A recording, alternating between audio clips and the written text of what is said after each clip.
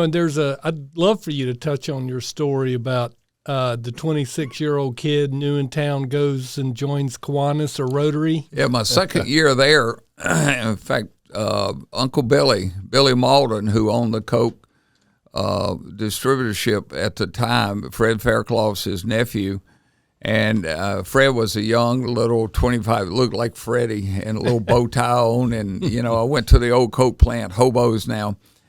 And he extended me credit. I mean, I was dead broke. He gave me credit. Billy Malden did, and a part of the Malden family that helped build Rock Hill. And he said, well, you need to join the businessman's group. And I said, well, that's cool. So I got put up for Rotary, joined it. And the first meeting, I was introduced at the same time as Gene Kasparic, one of the early orthodontists. He and Began were orthodontist here for a long time.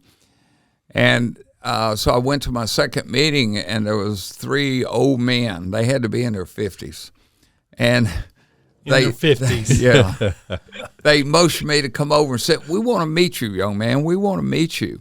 And so I sit down, and the Rotary badges, you just see their first names, everything else small print. So one of them was John, one was George, and the other one was named John.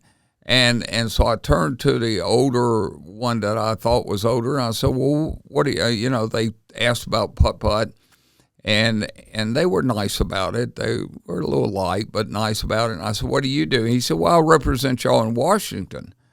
No, he says, I work with Washington and trying to get things for the district. And the other John said, oh, tell him what you do. You're our congressman. That was John Geddes. And then he says, yeah, but you're the big national bank savings and loan president. It was John Harden was sitting there. And then the other one was George Dunlap, who had the federal home savings and loan. Mm-hmm. And so these were three of the top men in our club, in our city. And I was sitting there as a 26-year-old pup, and they made me feel welcome. Mm-hmm. So I just knew, even after being in town almost 14 months probably at that time, it was a good community that all people in Rock Hill work together. Whether you're a U.S. congressman, you owned a president of Savings and Loan, was First Federal, Home Federal, all the people, the doctors that were there and everybody. It was a great community, and we committed real quickly that we were going to raise our kids here.